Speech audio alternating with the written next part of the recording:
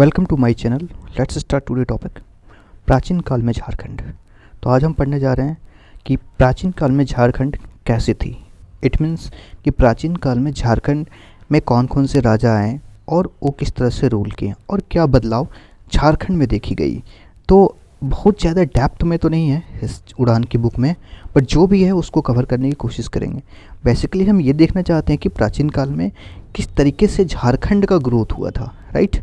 सो इस बुक के अकॉर्डिंग अगर हम आपको पता है हम उड़ान सीरीज़ को लेकर चल रहे हैं और ये उड़ान बुक की सीरीज़ के 7 चैप्टर है और ये मोस्ट प्रॉब्ली बहुत जल्द हमारा पूरा चैप्टर ख़त्म होगा। तो आप इसको बने रहिए, डेप्थ में सुनते जाइए, समझने की कोशिश कीजिए, आपका सारा कुछ क्लियर हो जाएगा। तो प्राचीन काल को अकॉर्डिंगली इसमें बांटा गया है। हम एंशिएंट टाइम से नहीं स्टार्ट कर रहे हैं, हम थोड़ा बहुत एंशिएंट टाइम में झारखंड का क्या नाम था वो हमने देख रखा था। अब हम कुछ चीज़ें देखते हैं कि कौन कौन से काल को इसमें इंक्लूड किया हुआ है।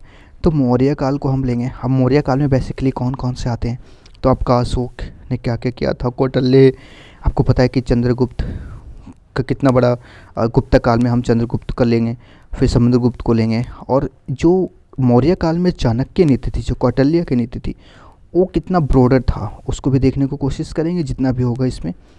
फिर मौर्योत्तर काल, मतलब उसके मौर्य काल के बाद क्या हुआ, फिर गुप्त काल को हम कवर करेंगे और गुप्त काल के बाद क्या चीज़ें हुई। तो स्टार्ट करते हैं आपके कोई भी टाइम वेस्ट बिना किए हुए। अब बात करते हैं मौर्य काल कि मौर्य काल में क्या क्या चीज़ें हुई। तो सबसे पहले कि जो मध्य से दक्षिण भारत की ओर जाने वाला व्यापारिक मार्ग झारखंड से होकर जाता था, यानी जो मगध आपको पता है ये कहाँ पॉपुलर है, तो ये मगध आपका बिल्कुल बिहार का एक पॉपुलर रीजन था, है ना।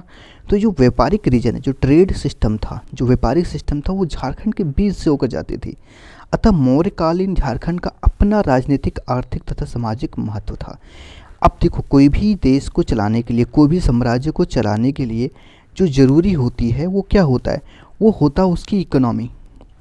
अगर उसकी इकोनॉमी अगर सही नहीं है तो वो अपने देश को कैसे चलाएगा। सपोज आपके पास अगर पैसा ही नहीं है तो आप अपने घर को कैसे चलाएंगे, या फिर आप क्यों जॉब की प्रिपरेशन कर रहे हैं, because of money, because of salary, because of कि आपके पास घर हो, बंगला हो, गाड़ी हो और हाँ देश की सेवा हो या फिर जो भी हो, लेकिन मेन मोटो तो इकोनॉमी ही है ना। कोई भी देश जब ही चलेगा जब उसके पास इकोनॉमी होगी। तो मध्यकाल में जो था, जो मगध एक बहुत बड़ा एम्पायर था, ये आपको पता ही है। तो वहाँ से जो ट्रेडिंग की जो रूट था, जो ट्रेडिंग का जो रास्ता था, जो व्यापार का रास्ता था, वो झारखंड के बीच से होके जा रहा था।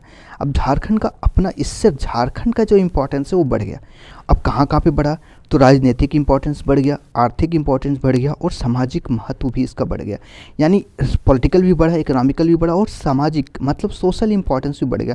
सिंपल सी बात है भाई, आप देखते होगे अगर आपके पास पैसा है ना तो आपको पॉलिटिकल भी इम्पोर्टेंस मिल जाता है, आपको सोसाइटी में भी आपका इम्पोर्टेंस मिल जाता है। जो आपको नहीं जानते, अगर आपकी नौकरी लग जाती है तो आपके पास आएंगे, आपको चाय पानी बहुत कुछ होता है यार, वो यू नो वेरी वेल। तो ये सारी चीज़ें उस टाइम भी हुआ करती थी, राइट। अब देखते हैं कि मौर्य काल में जो इम्पोर्टेंस चीज़ें थी वो क्या थी। वो था कौटिल्य का अर्थशास्त्र। अब कौटिल्य, आपको पता नहीं कि चाणक्य नीति है, ये कौटिल्य का अर्थशास्त्र क्या है। देखो, सबसे पहली बात कि जो बहुत ही इंपॉर्टेंट है कि कौटिल्य झारखंड को कुकुट देश के नाम से पुकारता था। यानी जो कौटिल्य था वो झारखंड को किस नाम से पुकारता था, तो कुकुट देश। तो ये इम्पॉर्टेंट है। जब भी कौटिल्य की बात आएगी तो सबसे पहले आता है कौटिल्य से कुकुट, इसको लिंक कर लो, कौटिल्य से कुकुट, कौटिल्य से कुकुट। कौटिल्य के अनुसार कुकुट देश में गणतंत्रात्मक शासन प्रणाली थी। अब कौटिल्य क्या कह रहा था कि ये जो हमारा जो झारखंड था ये रिपब्लिक कंट्री थी, रिपब्लिक जो अभी इंडिया है ना, गणतंत्रात्मक मतलब यहाँ कोई मोनार्की सिस्टम नहीं था, यानी सबके पास आज़ादी थे। और आपको पता है कि यहाँ पे ट्राइबल्स रहते थे, और ट्राइबल्स बड़े ही डेमोक्रेटिक तरीके से रहते हैं, उनके आपस में बहुत अच्छा संबंध होता है, एक बड़ा सिस्टमेटिक तरीके से होता है, कौन बनेगा राजा, कौन उसके प्रजा होगा, क्या रूल है, क्या रेगुलेशन है, आपने पढ़ा होगा कि, और अगर आप पढ़ेंगे कि बहुत अच्छे तरीके से सिस्टमेटिक ऑर्गेनाइज तरीके से वो जीते हैं, एकदम बिल्कुल रिपब्लिक तरीके से, बड़ा डेमोक्रेटिक तरीके से। हम डेमोक्रेटिक तो नहीं कह सकते बट रिपब्लिक तरीके से, राइट। कौटिल्य के अर्थशास्त्र के अनुसार चंद्रगुप्त मौर्य ने अटविक नामक एक पदाधिकारी की नियुक्ति की थी। अब जो अटविक होता है एक पदाधिकारी है, उसका क्या काम है? उसका काम होता था जनजातियों का नियंत्रण करना, मगध साम्राज्य हेतु उनका उपयोग तथा शत्रुओं से इनके गठबंधन को रोकना था। यानी आप पूछ सकता है कि अटविक का काम क्या होता था? तो ये आपस में जनजातियों के बीच में नियंत्रण करना होता था, मध्य साम्राज्य हेतु इनका उपयोगी क्या था, शत्रुओं के बीच में गठबंधन करना, जो भेजता था राजदूत, जैसे हनुमान जी गए थे लंका रावण को समझाने, लेकिन समझा ही नहीं, तो कोई बात नहीं, राम तो आएंगे ही आएंगे। अब नेक्स्ट आपका क्या हुआ? इंद्र नावक नदियों की चर्चा करते हुए कौटिल्य ने लिखा है, इंद्र नावक की नदियों से हीरे प्राप्त किए जाते थे। आपको पता है इंद्र नावक नदियाँ, ये नदी का नाम है। अब ये कहाँ पर है, आप इसको कमेंट में लिखिए। अब देखते हैं आप कितने को पता है ना। इंद्र नावक संभवतः इब और शंख नदियों का इलाका था, यानी इब और शंख नदियों के जगह पे आपका इंद्र नावक नदियाँ भी रहती थी, राइट। और इसके बाद जो चंद्रगुप्त मौर्य के शासनकाल में हुआ क्या था, इसमें झारखंड में हाथी मंगाया जाता था। कहाँ से? चंद्रगुप्त मौर्य के शासनकाल में सेना का प्रयोग हेतु झारखंड से हाथी मंगाया जाता था। यानी जो चंद्रगुप्त मौर्य थे वो जो हाथी थे वो कहाँ से मंगाते थे? तो झारखंड से मंगाते थे। अब बोलोगे झारखंड से क्यों मंगाते थे? क्योंकि आपको पता है कि झारखंड एक जंगलों का राज्य है, यहाँ पे झाड़ियाँ हैं, बहुत सारे वन्य हैं, और जो जंगल है, फॉरेस्ट है, वहाँ पे एलिफेंट तो हो गई, और ये ट्रेड होता था, और ये जो मंगाते थे चंद्रगुप्त मौर्य वो झारखंड से मंगाते थे, राइट। नेक्स्ट आपका है अशोक। आपको पता है अशोक भी आपके क्या है, बहुत ही बड़ा एम्पायर थे। ये अशोक ने 13वें शिलालेख में समीपवर्ती राज्य सूची मिलती है, जिसमें एक अटविक आठवीं प्रदेश बघेल खंड से उड़ीसा के समुद्र तट पर विस्तृत भी था।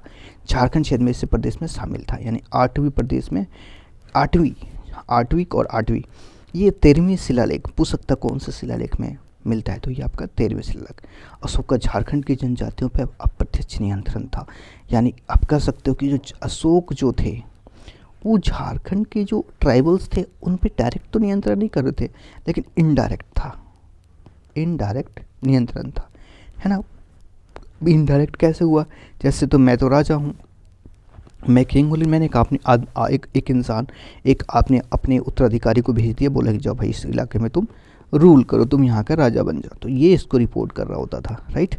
नेक्स्ट, अशोक के पृथक कलिंग शिलालेख 2 में वर्णित है कि इस क्षेत्र में अविजित जनजातियों को मेरे धम का आवरण करना चाहिए ताकि वे लोग व परलोक प्राप्त करें। यानी अशोक कहते हैं कि वो अशोक का धम को मानना चाहिए लोक और परलोक में जाने के लिए। अशोक ने झारखंड में बौद्ध धर्म के प्रचार हेतु रक्षित नामक अधिकारियों को भेजा था, है ना।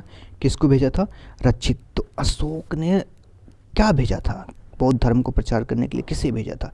तो रक्षित नामक अधिकारी को भेजा था। नेक्स्ट, अब आता है मौर्य काल के बाद, यानी मौर्योत्तर काल। मौर्योत्तर काल में विदेशी आक्रमणियों ने भारत में अपने अपने राज्य स्थापित किए। इसके अलावा भारत का विदेशों में व्यापारिक संबंध भी स्थापित हुआ है, जिसके प्रभाव झारखंड में भी दिखाई देते हैं। यानी जो ट्रेड जो हुआ था उसमें इम्पोर्टेंस क्या था? झारखंड का भी इम्पोर्टेंस बहुत ही ज़्यादा था। अब उसमें से कौन कौन सा जो डिस्ट्रिक्ट है इन्वॉल्व था? देखो, सिंहभूम में रोमन साम्राज्य के सिक्के प्राप्त हुए, जिससे झारखंड के वैदेशिक संबंधों की पुष्टि होती है। चाईबासा में इंडो सीथियन सिक्के प्राप्त हुए, यानी सिंहभूम में कहाँ के? तो रोमन के सिक्के में। चाईबासा में इंडो सीथियम सिक्के प्राप्त हुए। और रांची में कुषाण कालीन सिक्के प्राप्त हुए, जिससे ज्ञात होता है कि क्षेत्र में कनिष्क के प्रभाव थे। यानी रांची में कनिष्क के प्रभाव थे, यानी एंशिएंट टाइम का भी इम्पैक्ट हमारे झारखंड राज्य में देखने को मिल रहा है। तो इससे समझना है कि कितना बड़ा वर्चस्व फैल रहा था उस टाइम एंशिएंट में, और उसका टच झारखंड में कहाँ तक हो रहा था। नेक्स्ट आपका है गुप्त काल। इसको आपको पता है, इसको गोल्डन एज माना जाता है। क्या माना जाता है? गोल्डन एज ऑफ इंडिया, गुप्त काल में अभूतपूर्व सांस्कृतिक विकास हुआ, अतः इस काल को भारतीय इतिहास का स्वर्ण युग कहा जाता है। क्या कहा जाता है? स्वर्ण युग, गोल्डन एज। हजारीबाग में मधुही पहाड़ से गुप्तकालीन पत्थरों को काटकर निर्मित मंदिर प्राप्त हुए। यानी हजारीबाग में मधुही पहाड़ जो हजारीबाग में रहते भाई एसटी कोलंबस कॉलेज वाले और जो उधर आसपास के रहने वाले, उसको देखना क्या है यहाँ पे। झारखंड में मुंडी, पाहीन, महतो, भंडारी तथा प्रथा गुप्तकालीन की देन है। मुंडा, पहान, महतो, भंडारी, ये सारे जो रूल्स रेगुलेशन वो कहाँ से हैं? ये गुप्तकाल के ही देन है। मुंडा, पहान क्या होता है? You can write on the comment. Munda क्या होता है? आप इसको आगे डिटेल में पढ़ेंगे, बट अगर आपको पता है तो आप कमेंट में लिख सकते हैं। समुद्रगुप्त, ये समुद्रगुप्त गुप्त वंश का सर्वाधिक महत्वपूर्ण शासक था, सबसे बड़ा शासक कह सकते हैं इसको। उस टाइम का भारत का नेपोलियन भी कहा जाता है। तो आप पूछ सकता है कि भारत का नेपोलियन किसे कहते हैं, तो भारत का नेपोलियन जो कहते हैं वो समुद्रगुप्त को कहते हैं। नाम से पता चल रहा है कि समुद्र, यानी समुद्र जितना बड़ा, समुद्र कितना बड़ा होता है, इसलिए इसको भारत का नेपोलियन कहा जाता है। इसके विजयों का वर्णन प्रयाग प्रशस्ति, इलाहाबाद प्रशस्ति में मिलता है। प्रयाग प्रशस्ति का लेखक है हरिसेन में इस विजयों का एक आठवीं विजय भी था। झारखंड प्रदेश इसी आठवीं प्रदेश का हिस्सा था। इससे स्पष्ट होता है कि समुद्रगुप्त के शासनकाल में झारखंड क्षेत्र इसके अधीन था, यानी जो झारखंड था वो समुद्रगुप्त के अधीन था। कब? जब समुद्रगुप्त काल चल रहा था। समुद्रगुप्त के पुंडवर्धन को अपने राज्य से मिला लिया, जिससे झारखंड का विस्तृत क्षेत्र शामिल था। समुद्रगुप्त के शासनकाल में छोटा नागपुर को मुंड्रू देश कहते थे। क्या कहते थे? मुरुंड देश कहते थे। समुद्र काल में क्या कहते थे? तो मुरुंड, समुद्र मुरुंड, समुद्र मुरुंड, मुरुंड, समुद्र मुरुंड। तो इस तरह से इसको लिंक करो, है ना। चंद्रगुप्त द्वितीय विक्रमादित्य के टाइम में क्या हुआ था? तो चंद्रगुप्त द्वितीय का प्रभाव झारखंड के प्रदेश में भी था। इसके काल के चीनी यात्री फायान का पता नहीं क्या क्या कहा था, आपने पढ़ा था। फायान ने झारखंड का क्या नाम दिया हुआ है, जिसके झारखंड शहर को कुकुटला कहा गया, जिसने झारखंड को कुकुटलाड किसने कहा था? फायान, कुकुटलाड, है ना। गुप्तकालीन पुरातात्विक अवशेष कहाँ कहाँ पे मिलते हैं? मधुई पहाड़, ये आपको भी देखा था झारखंड में। यहाँ पे क्या मिलता है? पत्थरों को काट कर बनाए गए 4 मंदिर, यानी 4 मंदिर कहाँ मिलता है? तो हजारीबाग में। सतगावा, कोडरमा में है भाई सतगावा। मंदिरों के अवशेष उत्तर गुप्त काल से संबंधित है। तो जो कोडरमा वाले हैं, सतगावा वाले हैं भाई, वो जाके देख सकते हो उसको, है ना। पिठोरिया, ये रांची में है, रांची वाले। पट्टा पहाड़ी स्थित कुआं, है ना। नेक्स्ट गुप्ता काल के बाद क्या चीज़ें होती हैं? तो शशांक जी जाएँ और वो यहाँ पे रूल करते हैं। कहता गौड़, पश्चिम बंगाल का शासक शशांक इस काल में एक प्रतापिक शासक था। कहता भाई पश्चिम बंगाल वाला भी झारखंड आया और वो भी झारखंड को रूल किया। शशांक के साम्राज्य का विस्तार संपूर्ण झारखंड, उड़ीसा तथा बंगाल तक फैला हुआ था। यानी कह सकते कि शशांक भी एक अच्छा खासा वर्चस्वफुल राजा था, जो उसके वर्चस्व फैले हुए थे। कहाँ पर? झारखंड में, उड़ीसा में, बंगाल में। यह बंगाल का पहला स्वतंत्र शासक था। पूछ सकता है बंगाल का पहला स्वतंत्र शासक कौन था? तो शशांक था।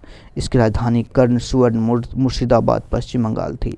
शशांक ने अपने विस्तृत साम्राज्य को सुचारू रूप से चलाने के लिए 2 राजधानियां स्थापित किया था। एक था संताल परगना का बड़ा बाजार और दुलमी पुलारिया पश्चिम बंगाल, यानी वो झारखंड को भी रूल कर रहा था और इसी के साथ साथ वो पश्चिम बंगाल को भी रूल कर रहा था।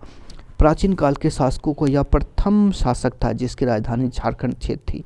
शशांक शैव धर्म का अनुयायी था तथा इसने झारखंड में अनेक शिव मंदिरों का निर्माण करवाया। यानी जो शशांक थे वो शैव धर्म को मानते थे, है ना। उन्होंने बहुत मंदिरों का निर्माण भी कराया। शशांक के काल का प्रसिद्ध मंदिर वेणु सागर है, शिव मंदिर है, जो एक शिव मंदिर है। मंदिर शिवपुरम की सीमा क्षेत्र पर अवस्थित कोचांग में स्थित है ना। शशांक के बौद्ध धर्म के प्रति असहिष्णुता की नीति अपनाई, जिसका उल्लेख हैंसोंग ने किया। शशांक ने झारखंड के सभी बौद्ध केंद्रों को नष्ट कर दिया। इस तरह झारखंड में बौद्ध जैन धर्म के स्थान पर हिंदू धर्म की महत्ता स्थापित हो गई। यानी शशांक जो थे वो जो पहले बौद्ध धर्म और जो जैन धर्म बहुत ही वर्चस्व में जा रहे थे, वो इनको थोड़ा सा डिक्लाइन कर दिया। हर्षवर्धन फिर आए। वर्धन वंश का सर्वाधिक शक्तिशाली शासक था वर्धन जो बहुत बड़ा एम्पायर था, उसमें से हर्षवर्धन का जो वर्चस्व था बहुत बढ़ गया था। उसी के साथ कहते कि इसके साम्राज्य में का जंगल राजमहल का कुछ भाग शामिल था। राजमहल में ही हर्षवर्धन हैंसोंग से मिला। यानी पूछ सकता है कि ये हर्षवर्धन ने राजमहल में ही किससे मिला था? तो हैंसोंग से मिला था। हैंसोंग ने अपनी यात्रा के वृत्तांत में राजमहल की चर्चा की है। अन्य तथ्य, हड़क वंश का शासक बिंबिसार झारखंड क्षेत्र में बौद्ध धर्म का प्रचार करना चाहते थे। यानी जो बिंबिसार थे वो झारखंड में बौद्ध धर्म का प्रचार करना चाहते थे। नंद वंश के समय झारखंड मगध साम्राज्य का हिस्सा था। यानी जो नंद वंश, जब नंद जो आपको पता है एक वंश थे जो कहते थे कि नंद क्षत्रिय वंश थे, जिनका उस टाइम जब वो थे तो जो उनका कब्जा वहाँ पे नहीं था, उस टाइम वहाँ पे साम्राज्य गुप्त का था, है ना। मगध का था, गुप्त समाज का अपने झारखंड पे उसका कब्जा था। नंद वंश की सेना झारखंड से हाथियां की आपूर्ति की जाती थी। इस सेना में जनजातीय लोग भी शामिल थे। झारखंड में दामोदर नदी के उद्गम स्थल तक मगध की सीमा का विस्तार माना जाता था। झारखंड के पलामू में चंद्रगुप्त प्रथम द्वितीय निर्मित मंदिर का अवशेष प्राप्त हुए। कन्नौज के राजा अशोकवर्धन के विजय अभियान के दौरान राजा के चित्रकूट द्वितीय के झारखंड में शामिल हुआ था। 13वीं सदी में उड़ीसा के राजा जयसिंह के स्वयं को झारखंड का शासक घोषित कर दिया गया था। Thank you for watching my videos.